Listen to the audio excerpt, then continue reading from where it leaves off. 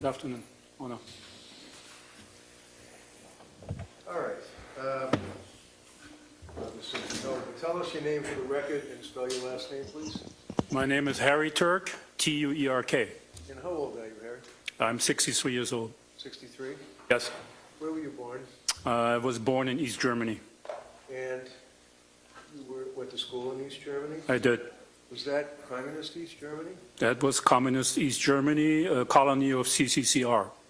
And how long did you live, as we would say, behind the wall in East Germany? That is correct. I was behind the wall, and I lived there all the way until the wall came down. And when the wall came down, what, if anything, did you do? I celebrated. And how did you do that? I partied with my family and my friends. And tell us about your education that you got while you were behind the wall. Was it a good education? It was a good education because East Germany, in opposite to most East Bloc countries, had more resources, and it was somewhat comparable to Western countries. What education did you have in East Germany? I had school, typical school, all the way from first grade to graduating high school. When you graduated high school, what did you do? After I graduated high school, I went to the military service. And what kind of military service? Military service in East Germany was mandatory. 18 months was the minimum we had to serve, and I went to the Air Force. So you were in the East German Air Force for 18 months. Correct. And when you left the military service after 18 months, what did you then do? I did apply for medical school, but I was accepted a couple years later, so I went and worked as a nurse assistant in an East Berlin hospital How long did you do that? for another 18 months. So after you worked as a nurse assistant in an Eastern Bloc hospital for 18 months, what did you then do? I entered medical school in September 1989. Where was 1983, I'm sorry. It's okay. Where was that? That was in East Berlin. And did you complete medical school in East Berlin? Yes, I attended Humboldt University, a prestigious university in Germany at this point in time, and I graduated medical school 6 years later, summa cum laude. Okay. What did you do when you graduated from medical school? I entered residency, How long did you have a residency? 5 years, What was the residency in? in urology. Urology? Urology, the disease of the urinary tract. Urinary tract. What did you then do to advance your career as a physician? I graduated again, or finished the residency in 1984, and I did 2 years of fellowship. Where was that? That was in East Berlin as well, on the Charité University Hospital. And can you spell that for the stenographer? Charité is a French word, and Charite with a dash above the E. Okay. What did you do then? I became an attending at the Department of Urology at the Charité Hospital. What does an attending mean? What is that? A full-fledged physician that was then training residents, doing responsible work on your own, do surgery on your own. You're basically done with your education and start working as an independent physician. Were you doing surgery at this point? I was.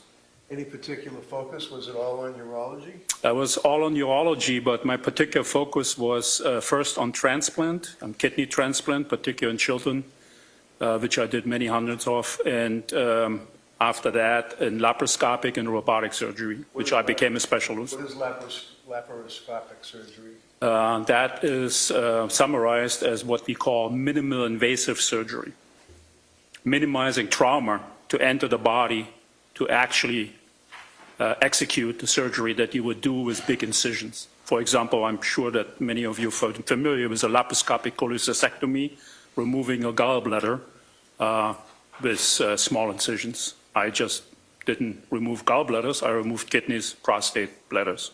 Okay. What did you then do with your career at that point? I published a lot. I traveled the world as far as giving presentations is concerned, I did a lot of life surgery because I was one of the pioneers of laparoscopic and robotic surgery. What is robotic surgery? Robotic surgery is the next step of laparoscopic surgery. Laparoscopic surgery requires that you have still the tools in your hand. You're required to require significant dexterity as a surgeon. They are long instruments. They're introduced to what we call ports. So you make a small incision on the skin. You introduce cannulas if you want. They have valves because you inflate typically the abdomen of the human being when you do laparoscopic surgery with carbon dioxide, with gas. And then you introduce long instruments into the body, a camera into the body, you watch on the screen, and you perform the surgery inside the body, a closed body, while watching on the screen instead of cutting the patient wide open to access the same area. And the robot now on top of that replaces the limitations of the dexterity of a human hand. Right. So the robotic device, commonly known here in the United States and the rest of the world, the Da Vinci robot, connects them to these instruments instead of my human hand, and has significantly enhanced dexterity compared to a human hand, while I'll walk over to a console and start manipulating the instrument remotely. I'm not on the body at this point in time of the patient. I'm actually sitting in a corner of the OR room on the console. It's a little bit like a flight simulator. I have my screen, three-dimensional screen, which is another advantage of robotic surgery compared to conventional laparoscopic surgery. And I performed then surgery via the robotic device on the patient connected to the instruments with significantly enhanced dexterity, meaning more accuracy. Now, when did you come to the United States? First time I came to the United States was 2001. Is that when the wall came down? Sorry, what? That when the wall came down? No, the wall came down November 9 to November 10, 1989. Okay. We'll never forget that. Okay, and then you came to the U.S. in 2001? Yes, I did my education, finished my education, became somewhat known in the field of my expertise, and I was asked or requested by the Norfolk Department of Urology in Virginia for 6 months to come there and to help training some of their physicians Is this in the robotic surgery? in laparoscopic and robotic surgery. All right, so this was pretty much cutting-edge medical treatment, is that correct? Correct. And in your career, you stayed in the United States, is that correct? That was for 6 months, and a visiting professorship to teach, again, and several Virginia urologists to pick up that kind of technology. And then I returned to Germany for 1 year, and then I came back to the United States for good. And did you become an American citizen? I did. What year? I believe it was somewhere around 2007 or 2008. Did you speak English when you came to the U.S.? I did not. I grew up in East Germany, which again was kind of a colony of CCCR. Russian was mandatory in addition to German, and I did not speak a word of English when I came to the United States. How did you learn English? I taught myself. Taught yourself. Tell us about your career in the U.S. now at this point. Did you continue on with robotic surgery? Yes, that's why I ended up in the United States. I was offered several positions in several academic centers to advance the technology of robotic surgery and bring it to the United States. And I ended up at Lay Clinic. Okay. So at some point you became the chief of urology at St. E's Hospital? That is correct. And chief means you're the head doctor in that particular department, is that correct? Correct. At some point you were living in the town of Dover, right? Pretty much the whole time. The whole time? Once I moved to the United States in 2003, my wife at that time, and Krista? that was Krista, Okay. and I moved to Dover and started a family. Now, how long did you live with Krista in Dover? 15 years. And you obviously got divorced from Krista. Yes, unfortunately. you continued on with your job, if you will, with the robotic surgery. Yes. Fair to say that you pretty much reached the pinnacle, if you will, of, your career at that point, right? It's fair to say, yes. You had a pretty good reputation among other doctors and physicians nationwide, if not international, right? Correct. And that would be in robotic surgery. Correct. At some point, did you buy the property in Dover? When did you buy that house? You're referring to 29 Valley Road? Yes, I'm sorry, 29 Valley Road. I lived before in Dover, Belden Road, and unfortunately, our relationship ended in a divorce. I loved my children, and I didn't want to move out of the town. I wanted to stay close. Did you stay in Dover? Yes, And that would be the Valley Road house. correct. I bought the Valley Road house to be around Taylor and Nick. When did you move into the Valley Road house? Did you buy it new, or was it somebody else's? It was a new construction, and I bought the house and moved in August 17, sorry, 17. Now, when you were living in August of 2017, you're living in this brand-new house in Dover, right? Yes, It's a beautiful house, right? beautiful house, yes. Love the neighborhood, Yes, nice people, yes. good friends. Yeah, Working in Boston as the chief of urology. correct. What did you do for entertainment? What did you do for excitement? A lot of things. Being a surgeon is a pretty stressful job, and unwinding was important. What did you do? I did a lot of sports. I worked out. I socialized. I loved riding my motorcycles. You had motorcycles? Yeah, Harley Davidson. Davidson? Big fan of Harley Davidson. And in that regard, sir, as a big fan of Harley Davidson, would you agree with me that it became almost your symbol? You wouldn't wear the headgear the doctors wear. You would wear the Harley Davidson leather cap with the logo on it, right? Yes. Now, I'm approaching you with a photograph. What is that photograph? Can you tell us?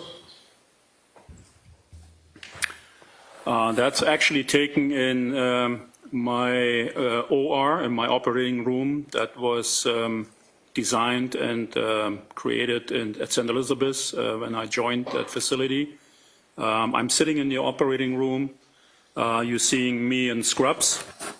And you see actually a piece of the Da Vinci robot that I used 4 days a week, 2 to 3 cases a day.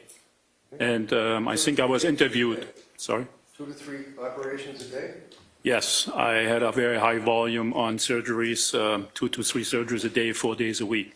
Now, for St. Elizabeth's Hospital, is it fair to say that St. E's capitalized as much as they could with your reputation as a surgeon? That is correct. Handing you an item that has been already marked as an exhibit. Can't see it. Well, it's E for ID. What is that? And hold it so the jury's down here can see it as well. So I worked at Lay Clinic, as I said. Sure. So, yes, that's. Sorry. I worked at Lay Clinic for about 5-6 years, and then I was approached by the CEO of Stewart Healthcare, and they thought that I would be a high-profile surgeon they wanted to acquire, and they did some advertisement for my arrival at St. Elizabeth's with that billboard that was over Fenway Park. This is the billboard itself. That is the photograph of the billboard that was right hanging over Fenway Park. And what year was that, sir? That was 2017. So in 2000. No, sorry, 2007. Sorry, 2007. How long did you live in the Valley Road house?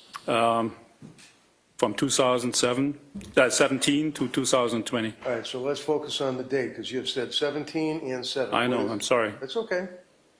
17? 2017, August 2017 until May 2020. Yes.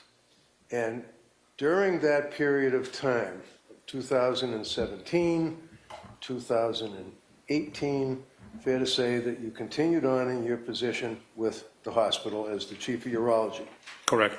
You continued on living life large in your house in Dover with your motorcycles and whatever else you did for recreation, correct? and took care of my children, yes. And then at some point, you met Catherine McLean. That is correct. When was that? That was in November of 2017.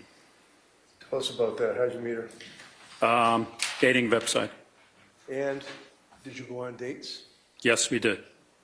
And at some point, did you end up, have in mind, it's November of 2017 that you met her, right? Correct. If you could, pardon me, Your Honor, just hold that out. Excuse me, make sure everybody can see it. November of 2017, you met Ms. McLean, yes? Correct. March of 2018, what happened then? She moved into my house, although it was April. It was April. It was middle of April. So it was about 5 months later. Correct. And she moved into your house 5 months later, but you had lived together prior to that? No. No. You lived together after that for 2 years. Correct. And after the 2 years, in December of 2019, what happened then? Are you talking about the marriage? Yeah, Yeah, we got married. okay. And you got married in December of 2019, right? Yes. So she moves in with her 3 children into your home in March of 18, and then in December of 19, she ends up marrying you in Las Vegas. Is that correct? Yes, I went to Las Vegas for a medical conference, and she asked to accompany me. Now, who obtained the marriage license? Katie, How did she do that? online. Why were you going to Las Vegas in December of 2019? I attended the World Congress of Anti-Aging Medicine. That was the purpose of going to Las Vegas. Was that at the Bellagio Hotel? That was at the Bellagio Hotel. And when you went to the Bellagio Hotel, tell us about the marriage. Did she tell you that she had a license or something, or how did that happen? No, I had no idea. What did you do? So the medical conference, the World Congress of Anti-Aging Medicine, was for about 4 days, I believe. And on the second day, after the seminars and the lectures were over, we took the Jeep Wrangler that I rented and drove around the strip, the main strip in Las Vegas. And we stopped at a bar. I mean, we drove for a while around just to look at the Las Vegas city, which is a pretty impressive location. And then at some point in time, we stopped and we walked into a bar. Did you drink in the bar? Yes, quite a lot. That was a typical bar for Las Vegas, big horseshoe-shaped bar with the whole front open to the main strip. And I don't remember much, but I do remember we were sitting there and I met a cowboy and we started drinking. And she was sitting on the other side of the cowboy. And I had several martinis. She had some, Katie had some Cosmos. And then all I remember is that I was talking to a woman hanging out of a window. So would that be when you got married? That's what I was told the next morning. And where you got married, was that the Elvis Chapel in Las Vegas? Yeah, the next day I drove one more time by to see what really happened. And it was a drive-in facility where you drive in, you lower your window, a person comes out of the window and marries you. So the person came out of the window. I mean, leaning out of the window, yes. You're in the rental car, right? Yes, we were in the Jeep, I believe. And did somebody marry you, like a minister or a priest or anybody? I don't really remember. I only remember it was a woman. That's the only thing I remember that talked to us. And the next morning I was told I was married. All right. Now, I'm approaching you with what is has not yet been marked for identification. Can you identify this photograph, sir? No, we didn't go there. You didn't go there, okay. How about this? Oh, that sounds looks familiar. Okay. And when you had occasion to get married, do you recall that you actually went into what's called the Elvis Chapel? No, we didn't go in. Again, we were in the car. I never remember that I actually got out of the car. I got married in the car. You got married in the car? In the car. That's Look it what a drive-through chapel is doing. You're not getting out. It's kind of like you're buying a burger. Okay.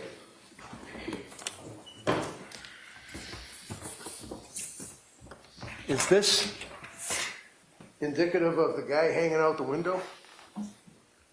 That's exactly how that looked like, except the guy was a woman. Guy was a woman, but that basically is the drive-through wedding chapel that you went to, is that correct? I'm not sure if it was exactly this one, but it is exactly how it looked. We drove into that area. Somebody was leaning out the window and talking to us. All right.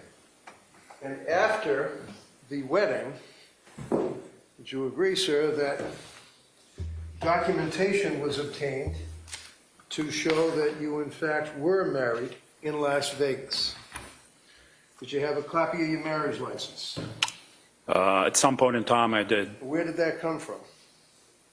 That came from Las Vegas.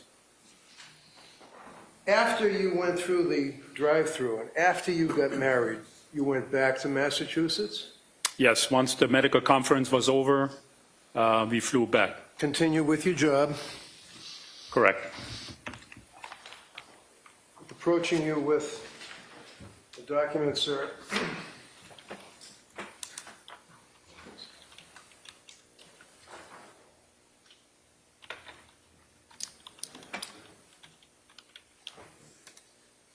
Approaching you with the document, sir. Do you know what that is?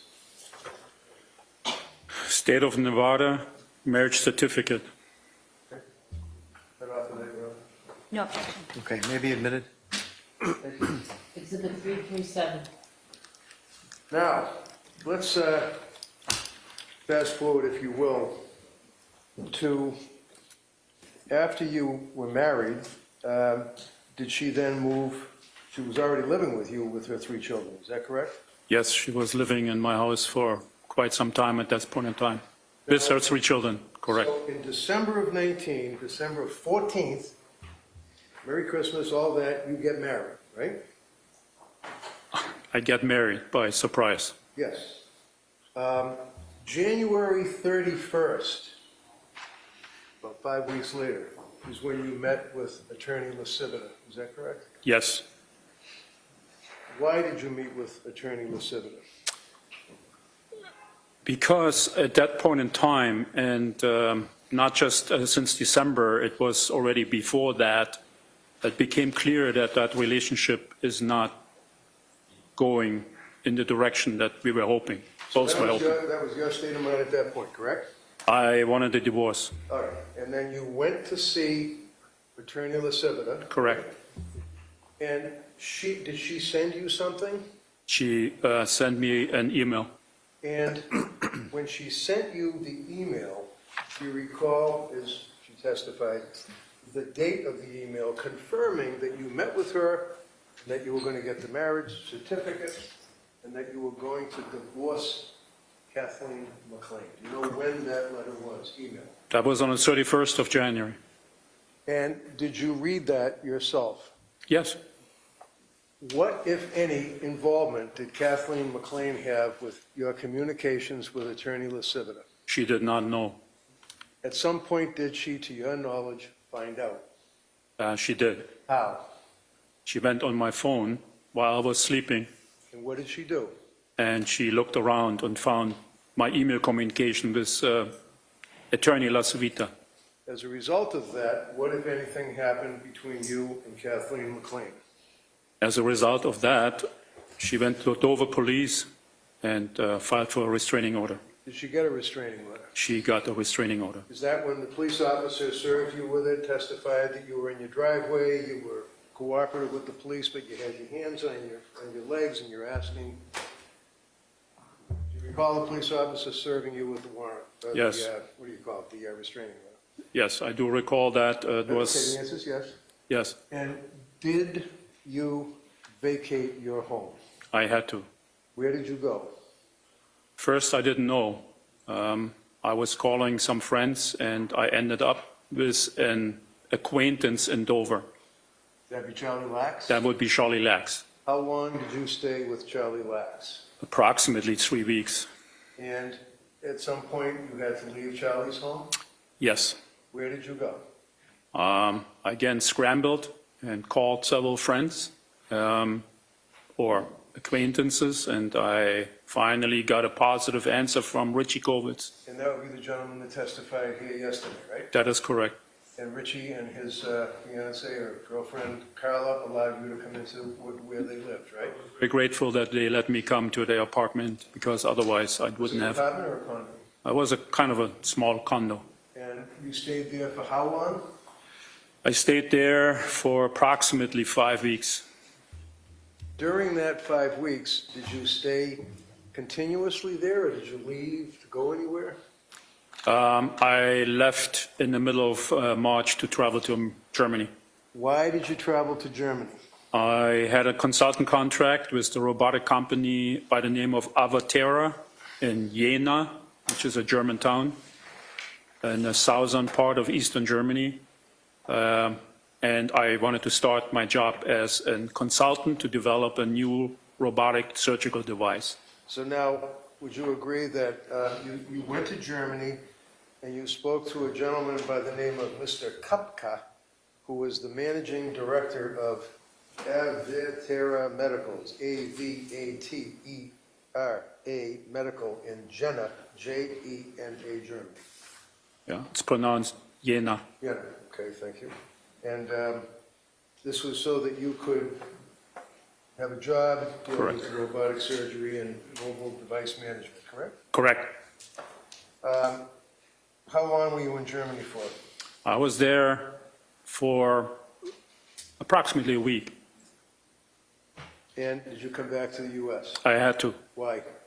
COVID hit, and Germany responded just as the United States, a complete lockdown. The company was closed. And also President Trump at that time asked for all U.S. residents to return to America. And you did so.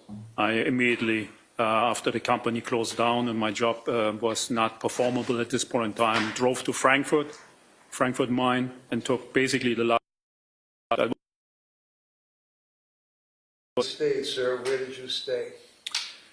When I came back, I stayed in Norwood, in a hotel in Norwood. That was my only option at this point in time. And at some point, sir, this is when the pandemic struck, is that right? That was the high point of the start of the pandemic, where we had no idea what is going on. Did you ask people, for example, did you have occasion to ask Mr. Kovitz if you could go back and live with him? As soon as I arrived in Newark, What's your answer, yes or no? yes, All right, now, what did you say? as soon as I arrived in Newark, New Jersey, coming from Frankfurt, I called Richie and said, hey, listen, I had to come back. Can I come back to your condo? What did he indicate to you? And he said, sorry, Harry, I can't take you in. Did he say why? He said, yes, his condo board All right, forbid to have anybody coming in. what did you do then? I stayed at the hotel at that point in time. And that would be in Norwood? That would be in Norwood on Route 1. What was your state of mind about the pandemic, sir? I was scared. Why? I started to, the news about thousands of people dying every day started to get to me, and I didn't feel safe in the hotel without my own personal space. I believed I potentially belonged to the risk population of being 58 years old and not being safe, not being exposed to the environment. What did you do about that? Sorry, what? What did you do about that? Oh, Go somewhere? I called around, I called many friends. At least I thought they were friends at that time, and asked if anybody has a couch, has a little room where I could stay. They said, oh no, until Mr. Guyon Another friend of mine said, you know what, I have a camper, a trailer down in Florida. So as a result of Mr. Guyon letting you stay in his camper, was it one of those big fancy ones, you know, that's almost like a mobile home, or was it like a trailer? It was kind of more like a trailer. It was not fancy and wasn't big, Okay. but it was a personal space, and that was important to me. You were thankful for that. I was very thankful that I had a place where I could actually stay myself and lock myself So you did down. go to Florida. I drive How long to. did you stay in Florida? I drove to Florida and stayed there for 6 or 7 weeks. What's the time frame that we're talking about now? I drove down to Florida on the end of March and came back on the 7th of May. And during this period of time, you had engaged, after Attorney Lasiviter, who sent you the letter that Ms. McLean saw, you engaged Attorney Hoffman, is that correct? Yes, And Attorney Hoffman was your attorney representing you in discussions and negotiations, trying to get this divorce settled during that period of time, is that right? that is correct. Now, when in time frame did you come back up to Massachusetts? I came back to Massachusetts on May 7th. Prior to May 7th, before May 7th, while you were in Florida, did you have any contact with Ms. McLean at all? Not directly. How about indirectly? Yes, How? Kurt Pfannenstiel. Kurt Pfannenstiel. Now, who is Kurt Pfannenstiel? He was a friend. And Mr. Pfannenstiel helped you out during this negotiation phase, sir? He, communicated in between us. How did he do that? Did he call you, or what did he do? He called me, On a phone? correct. And when was this? It started mid of April. Did you talk to Kurt, yes or no? Yes, As a result of talking to Kurt, did he then hand the phone to somebody else? yes, he did. Who? Katie. What did Katie say to you? Katie said to me, Harry, come back home. I still love you. Did you continue to stay in Florida, or did you make arrangements to come back home? I stayed at that time still in Florida When did you come back home? on May 7th. Where did you go to stay? I went to Dedham, That'd be the hotel. but not by that we- myself. Not by myself. Yeah, It's the hotel that we all went to when we took a view, is that correct? correct, The Residence Inn. correct. Now, when you went to the Residence Inn, you took out, you signed the paperwork, it was in your name, right? Yes, You also said that you wanted Katie to have the key, is that right? yes. Did she go into that room with you, or two of you together? She picked me up in New York. Now, who was with her when she picked you up in New York? Her ex-husband, Stephen Roca, That's the guy with the beard, right? correct. Now, what was your state of mind when you saw Mr. Roca driving the car when they picked you up in New York? I was, Objection. Rephrase it, please, sustained. You had seen Mr. Roca before that day, correct? yes, You had seen Mr. Roca picking up his children to visit with them prior to that, right? Objection. Overall. yes, And where did Mr. Roca park his car when he'd pick up his kids? on the street. And yes or no, did you have conversations with Kathleen McLean about Mr. Roca, yes or no? Many. And how would you describe the relationship between Kathleen McLean and Mr. Roca while you were married to her, observing him picking up his children? Objection. Sustained in that form. So you were surprised that Mr. Roca was with her? Correct. Mr. Roca drove the car. Yes. Why could you not drive a car? I had problems with my back and my legs at this point in time. What kind of problems? I felt numbness and muscle weakness because of my back injuries. How'd you get back injuries? That's an occupational hazard of being a surgeon. Okay. Like being a nurse too, bending over and Correct. picking people. Bending over for hours at a time, you inadvertently will have disc prolapses, and that's what happened to me. So during this period of time, can you tell the jury, what was your relationship with Ms. McLean? Did she allow you back into your home? I stayed for a couple of days at the hotel, and on Sunday, May 10th, I went back to the Dover home. And did she invite you back? Yes, she asked me to come home. Did you intentionally violate a restraining order and go in that house? The restraining order was vacated at that time in time. So she vacated the restraining order Correct, and then invited you into the house. correct, She's there with her 3 kids. correct. During that period of time, would you agree, sir, that you were amorous, loving, having sex, that type of stuff? Yes, I was very grateful that I could come back home to shelter myself because the camper was sold and I had to leave Florida because I did not have a shelter down there anymore. So I was loving, kind, and accommodating, very accommodating, and expressed my Was one I of love the to her. things that was requested of you that you do something with the house? yes. What was that? She asked me to put her name on the deed. Did you do that? I did. Why did you do that? I mean, this house is worth a couple of $1 million. Why did you do that? If I wouldn't have done it, I wouldn't have been able to come home. So you signed a deed transferring interest to her, right? Correct. Now, you heard the testimony of Attorney Kighton. You know Mr. Kighton, right? Yes. You heard the testimony? I knew of him. I didn't know him well. I knew of him. Okay. And you know that there was an issue about her being on the deed, and if you die, that she'd end up getting everything, right? Correct. Did you also sign a postnuptial agreement? I was part of it that I had to sign to be allowed to come back home. Did you sign that? I did. What were the terms that did you have to pay any money on that? Yes. Okay.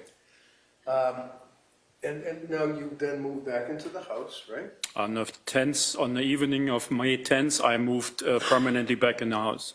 And how are things working between the two of you? It started off very well. We really tried to be good to each other and loving and kind, and we spent a lot of time together, had a lot of sex.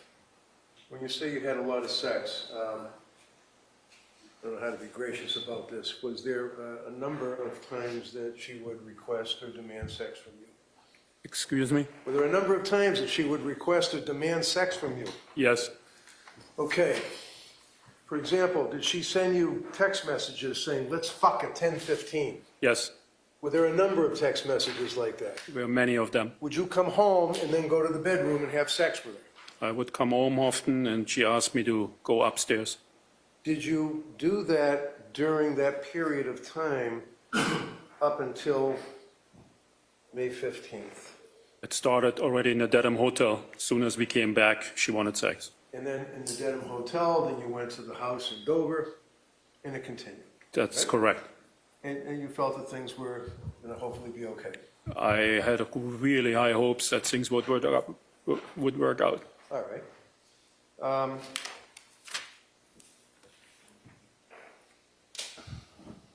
After she vacated the restraining order and got you back into the house,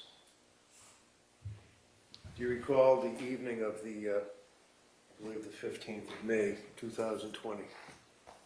I think you mean May 14th. The 14th, I'm sorry. It's been a long day. Oh, the day was beautiful, was nice. I worked in the yard.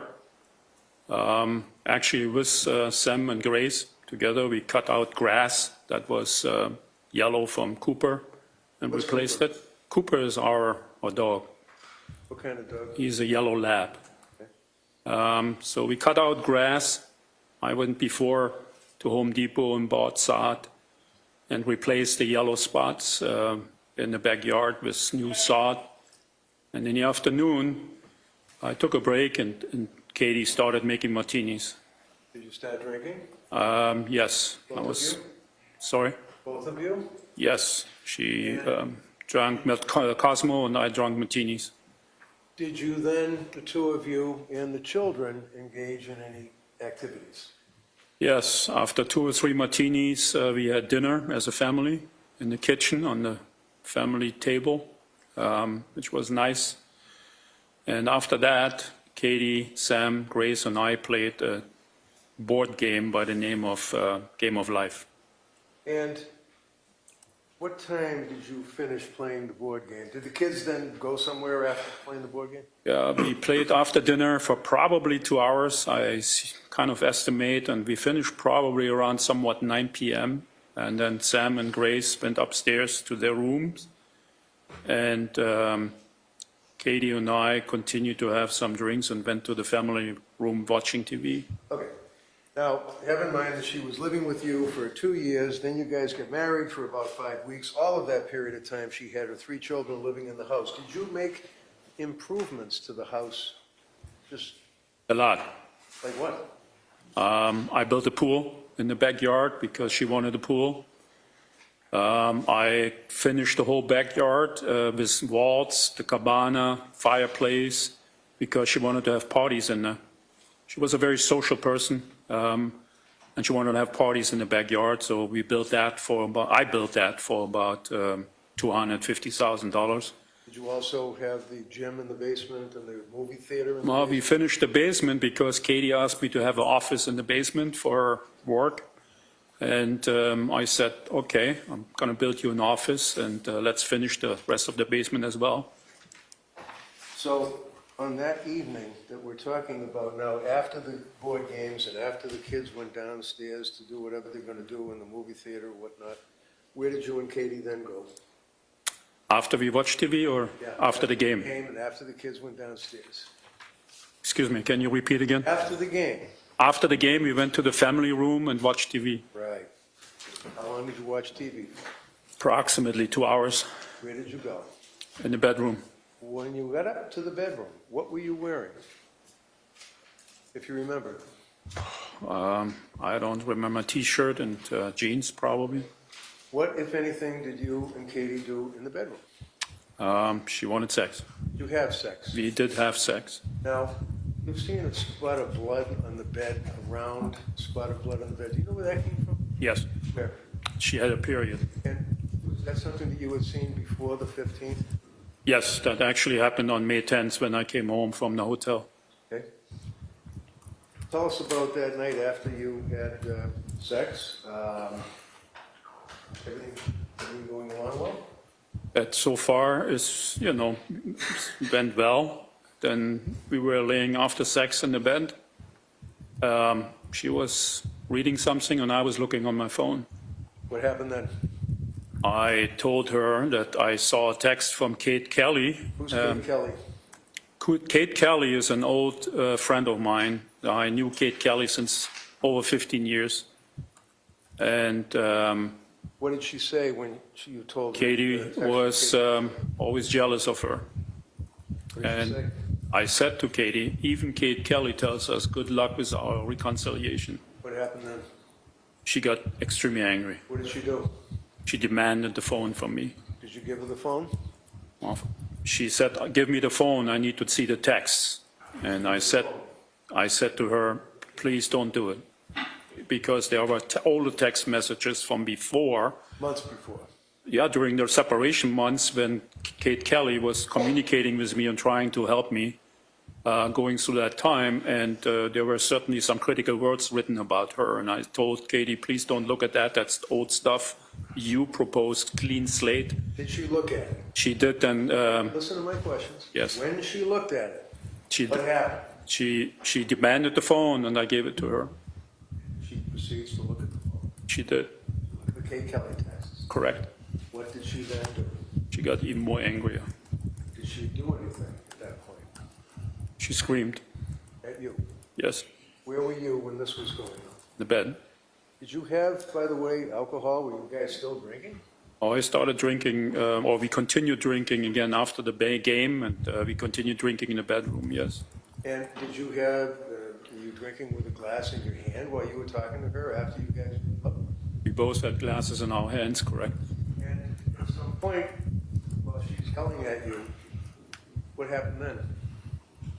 Well, I tried to calm her down and said, please, Katie, stop, please, Katie, please stop. And I was She was in the bed, and I kind of walked around and tried to calm her down, and I went on my knees and begged her to stop, please. Went on your knees, I went on my knees. and you begged her to stop. Yes. And what did she say? I said, fuck you. What happened then? She hit me. With what? It's a glass. Did you know that? Did she hit you with the glass? Yes. And where did she hit you with the glass? Right on my head. When she hit you with the glass, did you get cut? Yes. I bled. I'm showing you what has been marked as Exhibit 294.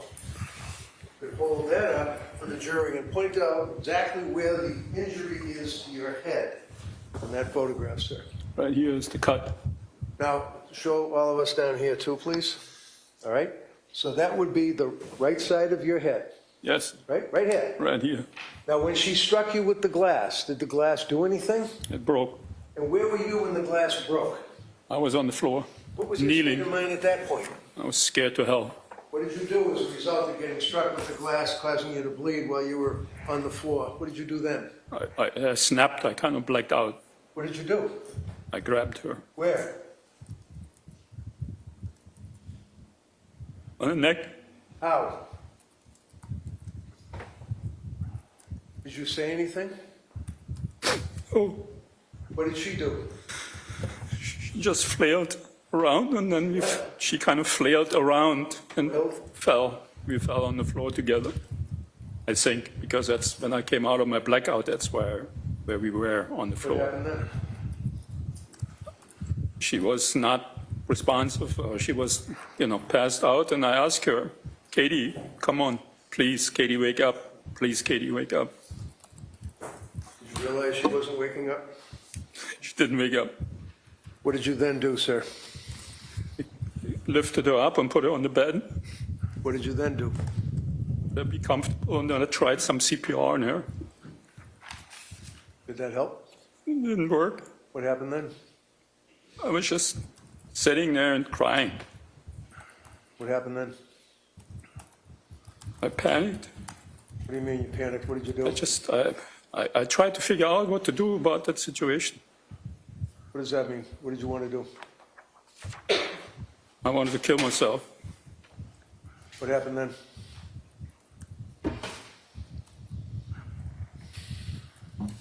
I decided that I needed to put her somewhere else. Why? One of the main thoughts that I do remember is that I can't have her children find her. So what did you do? I carried her out of the house, Where did you put her? put her in the car, Where did you go? put her on the passenger seat of the Jeep, and I Where did you go? drove to the pond. Is that the pond that's next to the house where the real estate guy testified here a couple of days ago that she wanted to buy a house, but it wasn't big enough to put a pool, but she wanted you to look at a house? That is correct. Objection. Sustained in that form. Is that the house? Did you go look at a house with her? We looked at that house 2 years prior, yes. Right, and she went by herself first, Yes. and then that brought you. Then she said, As to form. Okay, so did you go look at the house? so she asked me to look at the house with her. Did you? Yes, All right. Is that the pond that you went to? yes. What did you do when you got to the pond with the Wrangler and with Katie? I put her in the water. When you put her in the water, did you take her top off? No, I did not. What happened to the top? I have no idea. Did you see photographs that showed that it was snagged on a branch by the edge of the pond? You told me I didn't look at that photograph. Look at it. No. Okay. At some point, did you realize that she was floating? Yeah, kind of was surprised that she What did you was. do as a result of that? I walked through the yard and tried to look for something that may, bring her down. What were you wearing for footwear? I was wearing flip-flops, What were you wearing for clothes? boxers. Boxer shorts? Yes, Why were you wearing boxer shorts? because that's all I had on after we had sex. Found some rocks? I stumbled through that yard and looked for something heavier, and I came across dead rocks, yes. That's what you used to weight it down. Well, I ultimately used dead rocks, yes. And where did you go? I drove to the hotel. Okay, Well, after you drove to I the... tried to drive to the hotel, yes. Sorry, Prior to what? going to the hotel, before going to the hotel, did you go anywhere else? I realized I forgot my phone, and I wanted to say goodbye to some friends, and I went back to the house and get my phone. So you went back to the house with your sandals and your underwear, and you walked back into the house, sir? Yes, and that time I also put clothes back on, yes. Now, when you were walking into the house, strike that, when you were leaving the house, if at all you noticed anything, did you notice any marks on the floor? Oh, I carried it in front of me. I didn't see anything. All right, when you went back to the house, did you have occasion to see if there's any marks left by your footwear on the floor as you went up the stairs to get your phone and go back down? It appeared that way, that there was something there, yeah. Did you get your phone? I did get my phone. What did you do with the phone once you got it? I first drove to the hotel, I think, and I texted goodbye to some friends. Texted goodbye to your friends. Yes. What friends did you text goodbye to? As far as I remember, I saw he's a friend, Kurt Pfannenstiel, and then some other friends. Is that when you said to Kurt that you apologize and you're sorry and she was a devil and she played us all and love you, Harry? Yes. Now, what did you then do? Did you go to the hotel? I went to the hotel, although I don't remember a lot of that stuff. I was very intoxicated at that point in time. So now, at the time that you had the glass smashed against your head and had the argument with Ms. McLean, were you intoxicated at that point? Yes. And when you left the house and then went to the hotel, I think there's been some photographs that showed a Glenfiddich Scotch, is it Scotch? Whiskey, Whiskey. yes? On the passenger seat of the car? Did you That's drink out what of the that? picture shows, yeah. Did you drink out of that? Yes, I drank so much because I just didn't want to deal. I was just shocked. There's a knife that's underneath, up against the back seat of the car. Do you recall that knife? I saw a picture of a knife on. Where'd that come from? We typically had knife in the car in the glove box as a tool. to So that use. wasn't a weapon or anything like that? No. When you went back to the hotel, what happened? If you remember. I tried to kill myself. How did you do that? Tried to cut myself. Where did you obtain the knife to do that? I don't know. It must have been there in the kitchen. I'm showing you what's been marked as Exhibit 296. You recognize that, sir? Yes. What is that? Left wrist. And you still to this day bear scars? with I these have, linear lines? A big scar right here. And this was what you did to yourself? Tried to cut myself, yes. And Kill that would myself. be the knife that was depicted on the table with the blood on it, right? I assume so, yes. I don't really remember much of that. Now, when you were admitted to the hospital, the medical records would show that one of the observations that were made is that you were attempting alcohol. Do you recall your state of inebriation when you went into the hospital, if you even remember? I was gone. I don't remember any of that. Okay. Do you remember being in the hospital? When I woke up, Do you remember the police coming to talk to you? yes. And when you spoke to the police, what was your condition when you spoke to the police? Were you awake? Were you aware? Were you tired? What did I you was feel? totally hungover. I had a massive headache and I was very confused. I was shocked about the whole thing. Actually, I was shocked that I woke up. I didn't want to be there. I didn't want to live. So you spoke to the police, we heard your statement to the police, correct? I spoke to the police, yes. At the time that you had the glass smashed off your head, cutting you, causing you to bleed, and you came up with your hand and grabbed her with your hand by the throat, did you intend to cause her harm and kill her? No. Oh, never.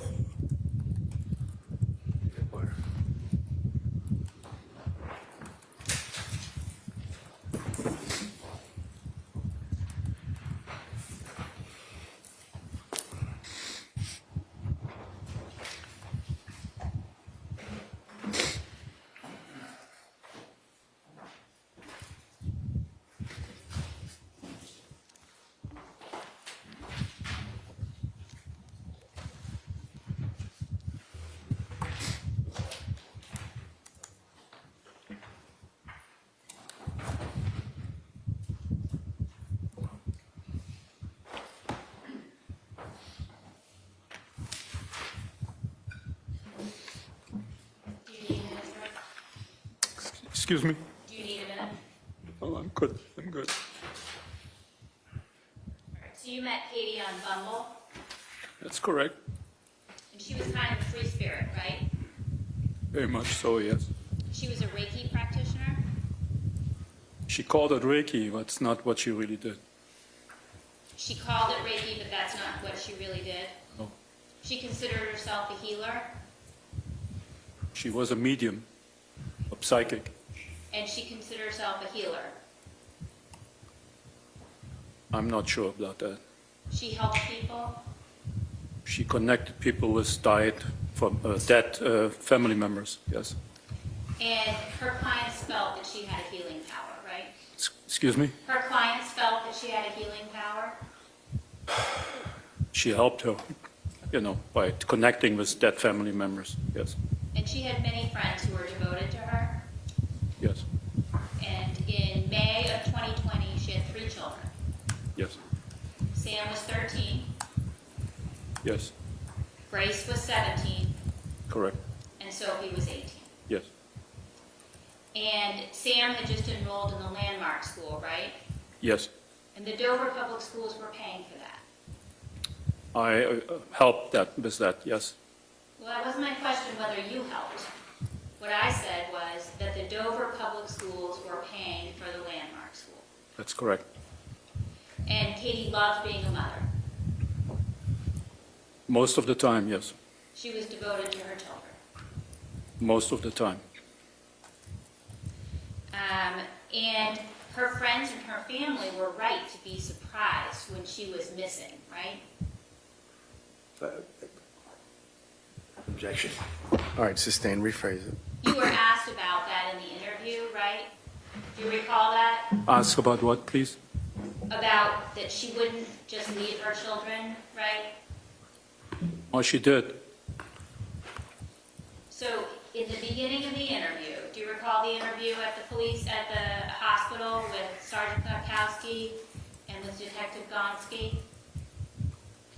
I don't recall all of the interview, sorry.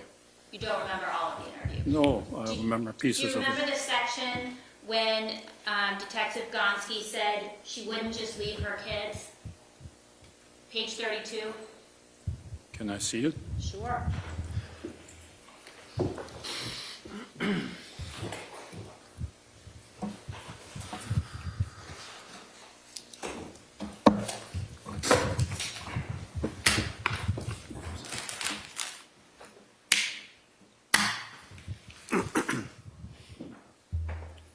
What page was it?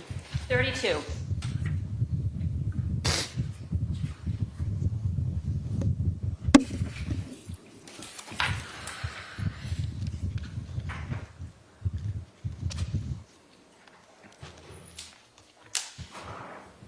Yes, Does that refresh your memory? Yes. And Detective Gonski said she wouldn't just leave her kids. And you said right. I said no, You agreed with Detective Gonski she wouldn't just leave her kids. yes. Okay. And it's not unusual when someone's getting divorced that one person has to leave the house, right? No, not by restraining order, I don't think so. So, in divorces, when there are 2 people living in a home, it's not unusual that one person has to leave, right? At some point in time, certainly. And did that happen in your first marriage in Germany? Did that happen in my first German marriage? Yes. Oh, that was totally different. Did you have to leave the home? Actually, my Can say by.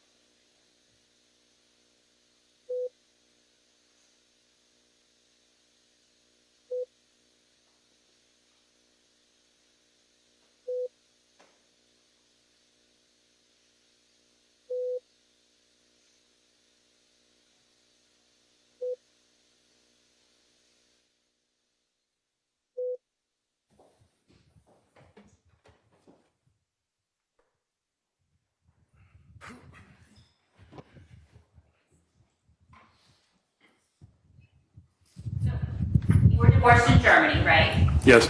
Did you have to leave the family home in that divorce? No. And what about in your second divorce? Ultimately, yes, but first not. But you moved out, right? Correct. Ultimately, I did. And then you purchased a second home. That's the 29 Valley Road, right? That's correct. And you were upset. You mentioned just the restraining order just now. You were upset when the restraining order issued and barred you from living at 29 Valley Road, right? Officer Wilcox said I was sad. I was sad. I'm not asking about what Officer Wilcox said. I'm asking how you felt. I was sad. Were you upset? I was not upset, but sad that I had to leave my home.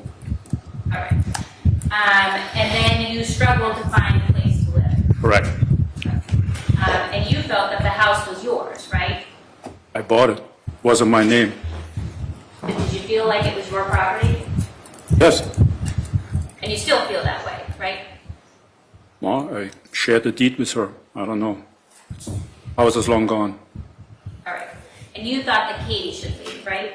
Sorry, what? You thought that Katie should leave, right? Excuse me. You thought that Katie should leave 29 Valley Road, right? I didn't think anybody should leave when we planned the divorce, or when I planned the divorce. I'm sorry, I missed that last part. When you planned the divorce? When I planned the divorce, I did not see that anybody had to leave until the end of the school year. Okay. So you plan to get divorced, stay living together until the end of the school year? That is what was somewhat discussed, yes, with her actually. And then who was going to leave at the end of the school year? I was leaving to Germany, was selling the house, and Katie and her 3 children would move into the condo of Belmont of her mother. Okay, but you weren't going to leave in that plan, right? You were going to stay at 29 Valley. I would move to Germany. But you weren't going to leave until you went to Germany. Nobody was leaving until I went to Germany, until the school year was over. Okay. And then on April 15th, you were living at that time where were you living on April 15th? April 15th, I was living in Florida, in a trailer. In the trailer park. And that was the trailer that Bob Guyan owned? Yes, it was a small camper, actually. A small Yes. camper? Yeah. All right. And Bob Guyan, how did you know him? Bob Guyan used to be the COO or CFO of Stewart Healthcare, and he became a patient of mine. He had aggressive prostate cancer. I did. So he had a fair amount of resources, right? Excuse me? He had a fair amount of resources, Bob Guyan? I do not know for sure. The COO of Stewart Healthcare? I don't know about his resources. We were friends, but I didn't worry about his resources. And he lived in Newport, right? In Florida? Florida was a camper. Okay. And he also lived in Newport, Rhode Island? Yes, he had purchased a house in Newport. All right. And this camper, it's not like a standalone camper. It was at a particular over 55 area, right? It was a standalone camper. But it wasn't a standalone camper in the sense that there were no other campers around it, right? No, it was a camping ground, an RV ground, or RV park, something like that. And there were trailers also? There were other campers, RVs, and there were some few, I don't know how you would call them, cabins. It's over 55 community? I do not recall over 55 community. There was a pool, That was closed at the time because of COVID. but there was a pool? It was closed. I'm not asking if the pool was open or closed. I'm just asking. There was a pool whether- without water, yes. I'm sorry, I just want to make sure you're understanding my There was a pool without water. It was empty. It was closed up. Nobody was allowed to go to the pool because of, nobody was allowed to congregate because of COVID. We were all by ourselves in the campers. Okay. But this isn't a camper in the middle of nowhere. This is a camper that's part of a planned community, right? Yeah, but the community didn't exist at the time of COVID. Nobody was congregating. Everybody was staying in their own campers because COVID and the shutdowns and everything just demanded that. We didn't hang out together. I was by myself You were by yourself in Florida, in the camper, yes. in the camper. Okay. You weren't happy in that situation, right? I was scared. Were you happy? No, All right, so you weren't happy, no, you were scared, yes. and then you said that you wanted to reconcile with Katie, right? Kurt Frenenstiel called me before that. Kurt called you before that, and so you're testifying right now that it was Katie's idea that you should get back together. Kurt told me that Katie let him know that she believes that, she wants me to come home, or she missed me, she missed the family, and he just wanted me be aware of that. And this is prior to April 17th, that's what you're testifying to? Yes.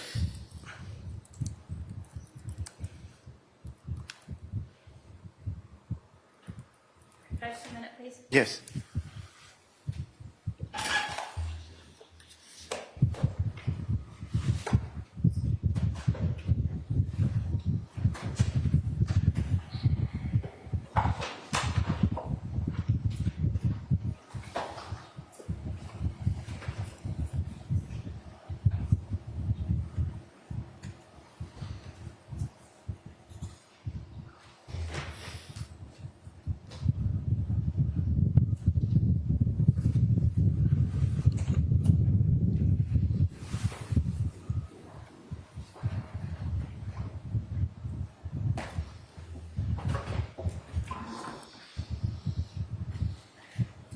We'll come back to that.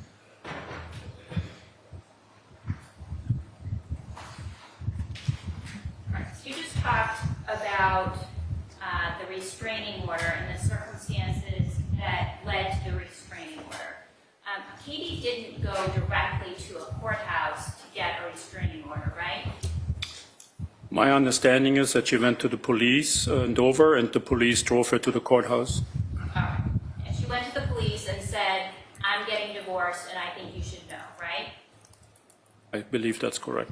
All right. And then the police said, wait a minute, I'm we gonna- need to I'm talk gonna about object this, to all right? this. Sustain. Rephrase it, please. All right. She didn't call the police from the 29 Valley Road to report anything, right? No,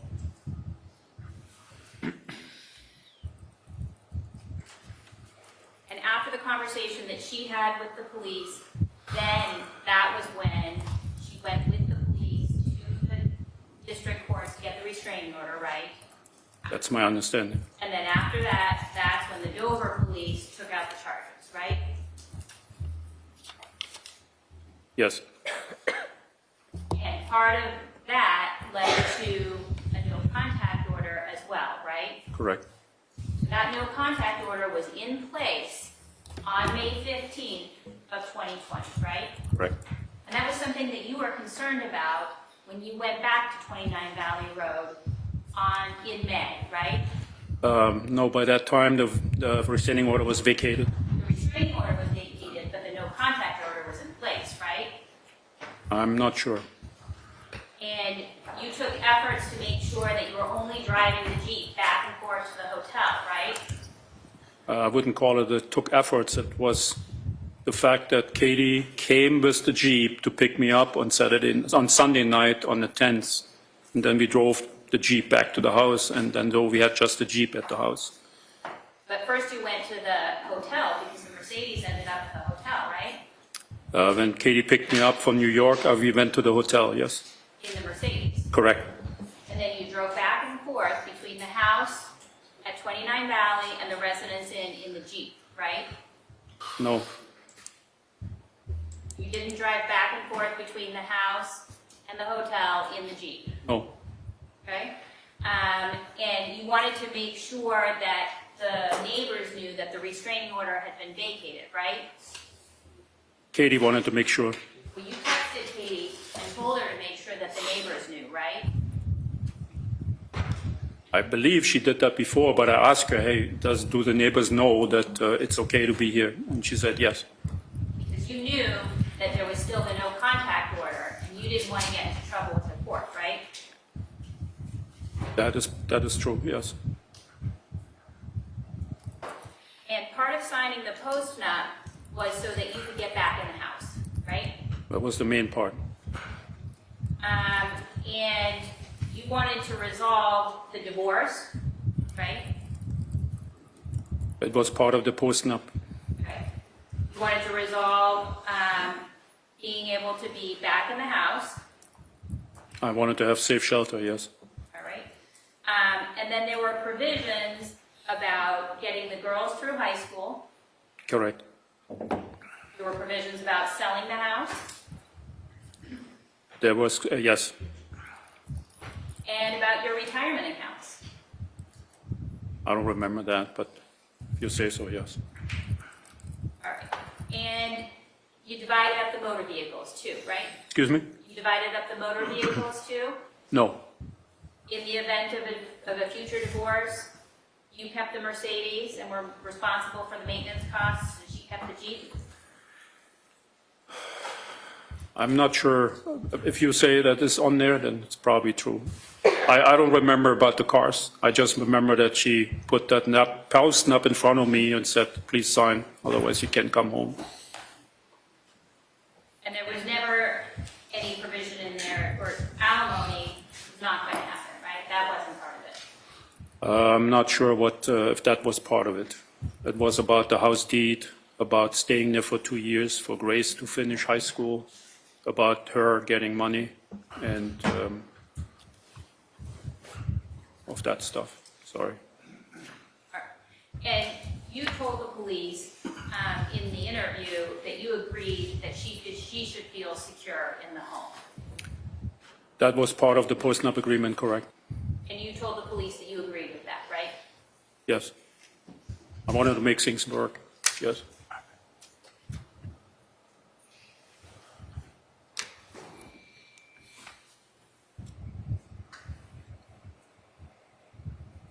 All right.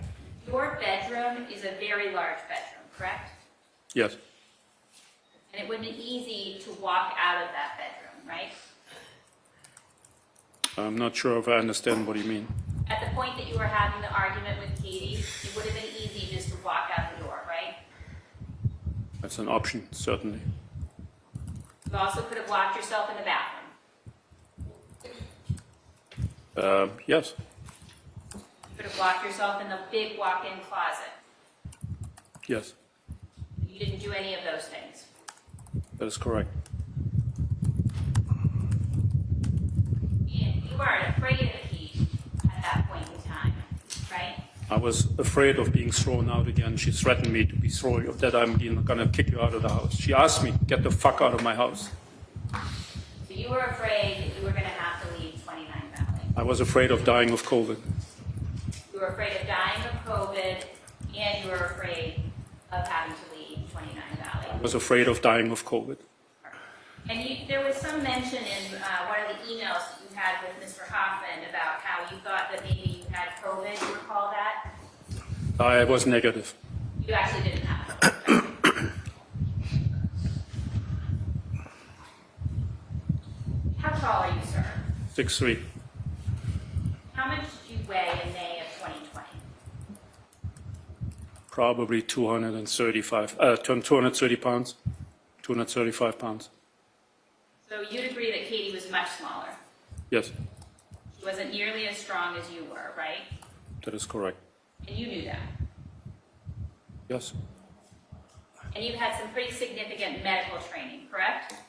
yes, You're a board-certified surgeon. correct. And in medical school, you had courses in anatomy, right? Yes, You're aware of the structures of the neck. absolutely. Some of those have been discussed during the course of this trial. Excuse me? Some of those have been discussed in the course of this trial. What? Discussed. Discussed, Testified. yes. And you're aware of where the arteries are. The carotid arteries? Any arteries in the neck. You're aware of those are, where they are. Yes, And you're aware that if the brain isn't getting enough oxygen for any reason, death occurs. if I'm not intoxicated, I know that, yes. If you're not intoxicated, you know that if the brain isn't getting enough oxygen for any reason, death occurs. Yeah, when I'm not drunk, I know all that, yes.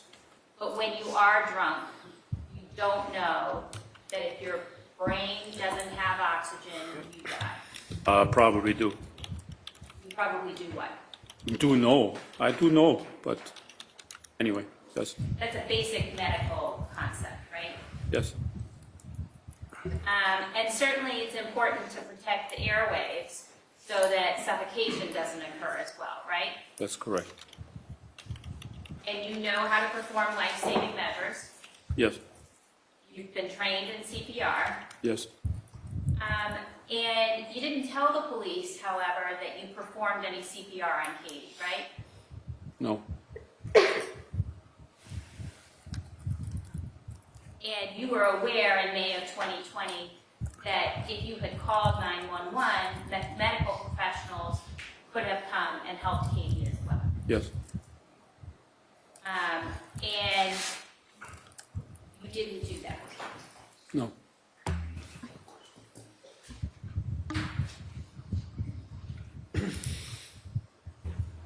So when the police met with you at the hospital, they were respectful. That's correct? Yes, They didn't hide why they were there, right? And in fact, the hospital staff told you before you met with the police that the police wanted to speak with you. briefly before, yes. And you chose to go with the police, right? Yes, This is after 5 o'clock on the 16th, right? I don't remember exactly what day it was. All right, it's on Saturday though, right? It was the day when I woke up from the coma. All right. And at that point in time, you've been given IV treatments with fluids at the hospital, right? I do not recall that. I was out.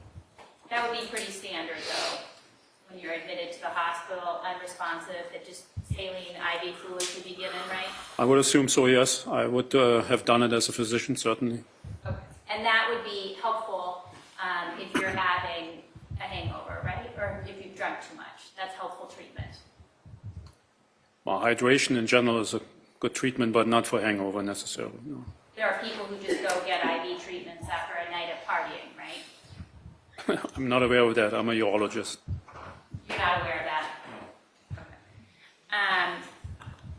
And so when the police said that they wanted to speak with you, you weren't confused about why they were there, right? I was confused in general what was going on. But you knew that you had killed Katie, so it made sense that the police were there. I had caused her death, and I was feeling very guilty and very shameful. But it made sense that the police would show up, right? Yes, Okay. So going into the interview, you knew what this was about. You didn't think it was about a stolen car or anything, did you? no, I assumed it was about Katie. All right. And they provided you with Miranda warnings, I think yes, yes, and you were provided those in writing, right? I think I signed something. You signed something, right? Yes, yes, And they were read to you, I believe so. Yes. and you understood them, right? Again, I was not in great condition, but I said Whether or okay. not you were in a great condition, you understood those basic Miranda warnings, right? I'm not sure. You're not sure. No. Okay. If I really understood what was explained to me, You told the police you understood, right? I signed what they asked me to sign. I don't think I said I understand. All right, let's look at the form.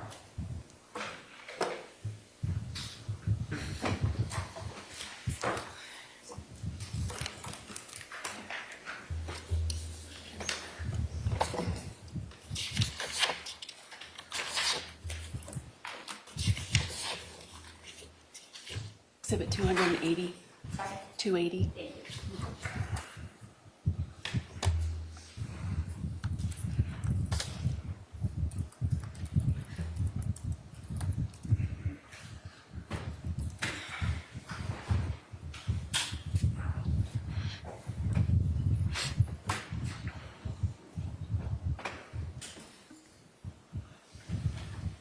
Could you please read out loud what's printed on that form? The whole thing from the beginning.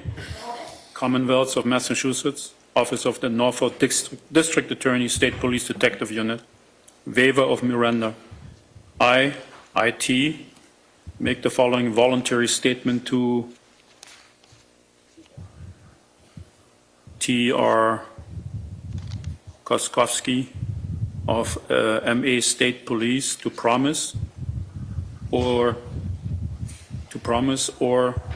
threats have made to me. No promise or threats have been made to me, and I've been advised of my Miranda rights as follows.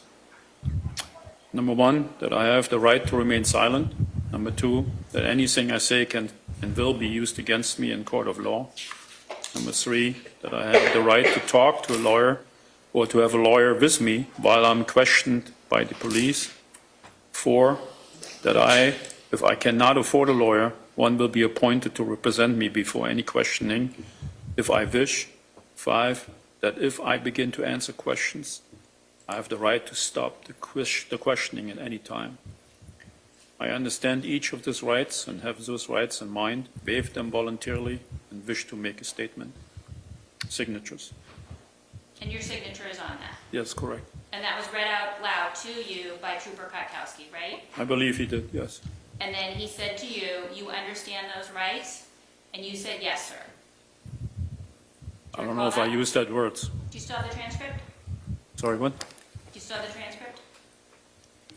Page 2? Page 2? Yes.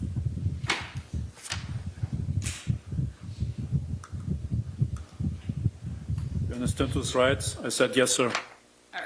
And then Trooper Kotkowski followed up and he said, all right, having heard your rights, do you wish to have a conversation with us? Yes. And what did you say? Saying yes. All right. And in fact, you availed yourself of one of those rights at a certain point in the interview, right? I did what, sorry? You took advantage of those rights, correct? I'm not sure what You you're asked for asking. a break. I asked for a break, yes. And what happened? I went and discharged my bladder. You got a break? Yes. And in the beginning of the interview, you didn't provide a lot of information about where Katie was, right? Correct. You didn't tell them that you had killed her. I don't know if they asked that at that time. They didn't just start the interview by asking that question, right? But when they said, do you know where she is, what did you say? I don't know. And you said that a lot, right? Yes. And you remembered what had happened at that point in time when they were speaking with you, right? Remembered of what, sorry? You knew what you had done, I did remember some of what happened, yes. but you said that you didn't remember an awful lot, right? I was confused in the beginning of the conversation. You were confused? Yes. All right. Were there things that you actually did remember that you actually just didn't tell the police? I'm not sure what you're referring to. Well, you knew that you had killed Katie, I have caused her death, yes. and you said that you didn't remember, right? Probably. Again, I don't recall all the conversation. At some point in time, I admitted everything. Okay. At some point, you admitted a lot of what happened. But in the beginning, you said that you didn't remember the night, correct? It was a lot of haziness there, yes. But what you said to the police is that you didn't remember the night, right? Again, in the beginning, I wasn't all there. It got better with time. So you're saying that your memory got better during the conversation? I think it was 3 hours, so I got more and more out of the hangover. The hangover improved? Yes.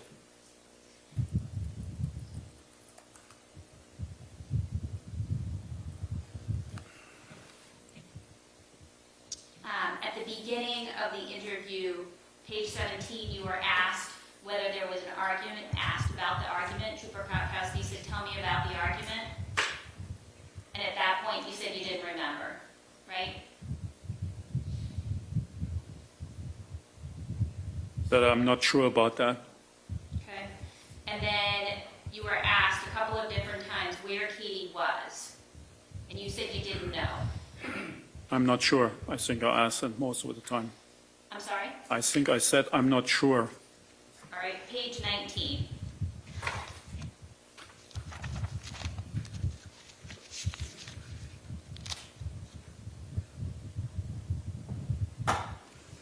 Trooper Kotkowski says, where can we go find her? And you said, I don't know. Yes, I see that, yes. Okay. But you did know. You knew where she was, right? It came back to me, yes. No, when you were having that conversation at that point in time, it's about, 28 minutes into the interview, you knew where Katie was, right? In principle, I did know, yes. In principle? I do remember, yes. I did remember, All right, you just didn't want to talk about it yet, right? probably. And a little bit later, page 33, the police asked,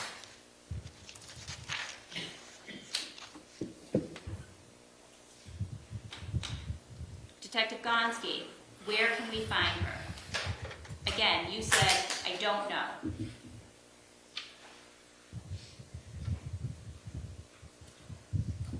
Yes, And this is more than an hour into the interview at this point in time, right? I do not recall. I just knew it was a long time that I was asked. They asked you how you got the scratches, right? Yes, And you said you didn't know about that either. that's correct. You said you didn't remember going to the hotel, right? Yes, And you said you didn't know whether you were trying to harm yourself. I didn't remember much of that, correct. But that's what you said, that you didn't remember whether you were trying to harm yourself. I didn't remember. And now you have a clear memory that you were trying to harm yourself. I got a lot of my memory back, yes, You got your memory back? yes.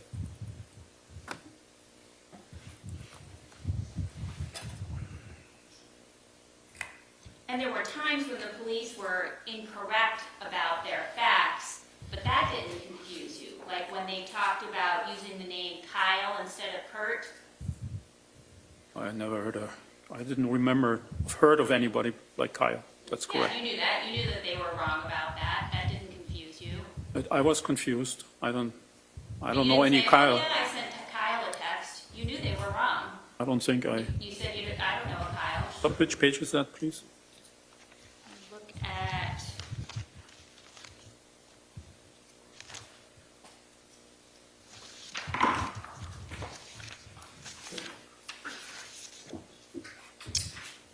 page 30. 30?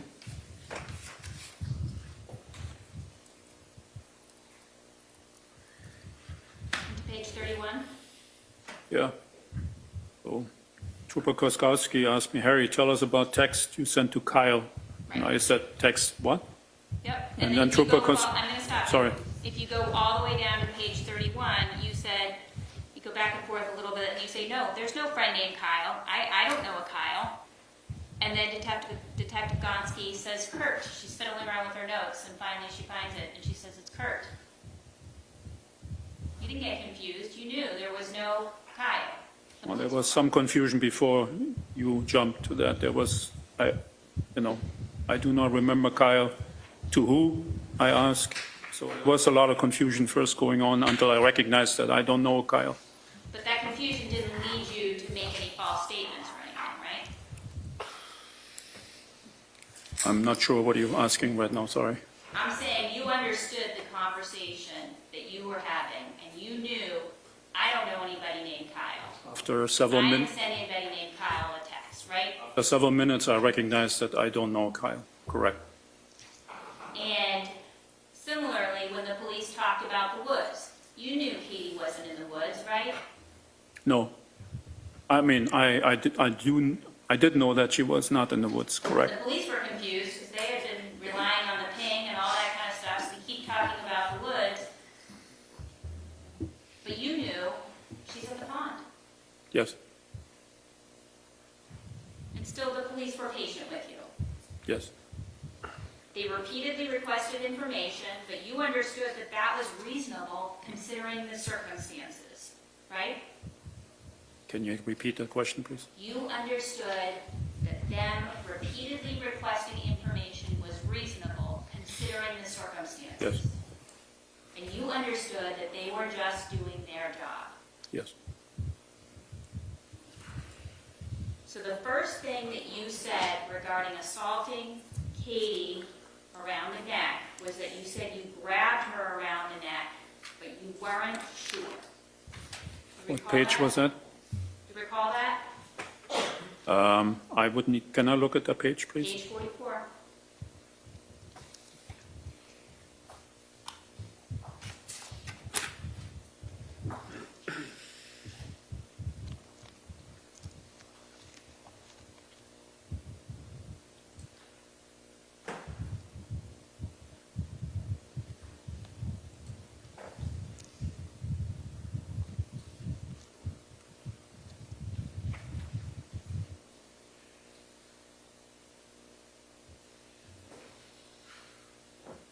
So I was asked if I grabbed her, and I said probably.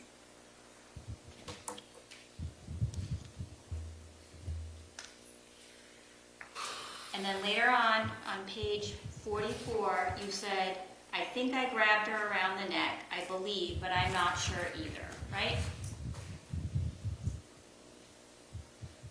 I'm not sure. I think I grabbed her around the neck.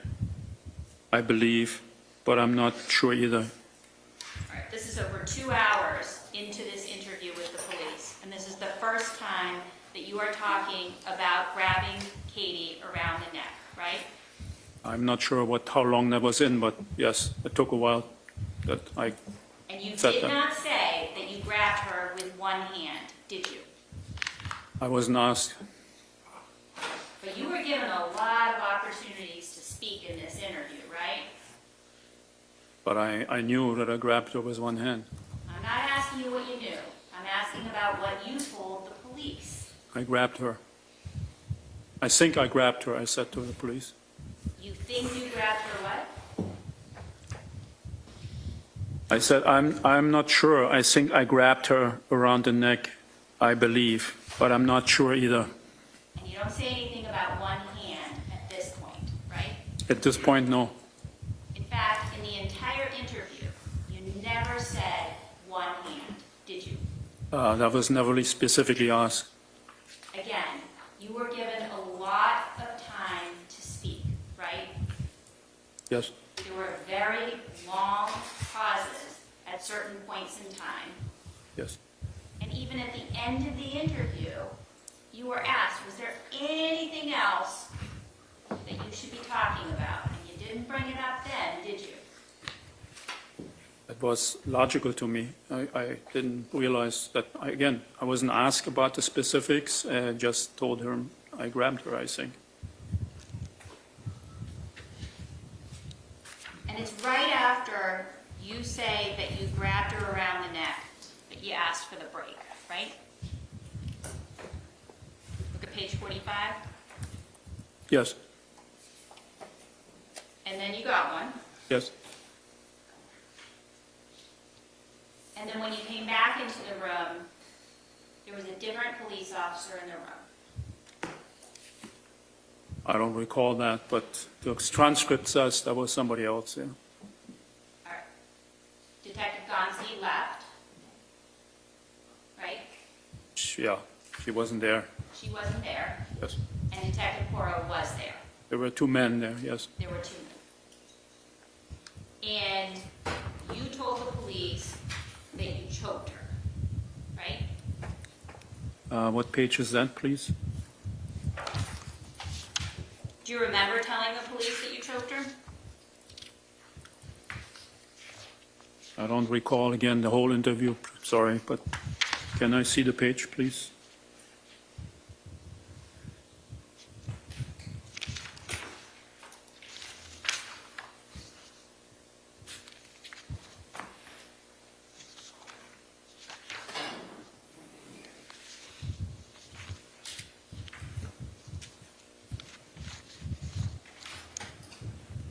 Sixty-one. 61, I'm sorry, 56. 56? Yep.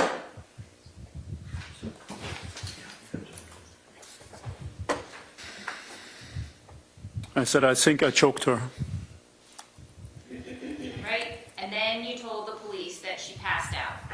Right. And you said she was fighting first, and then I was continuing, and then she passed out, and I realized we went too far probably. Which is that, please? 56. 56? Yes. And this interview had gone on at this point in time for almost 2.5 hours. Is that correct? I really don't recall time.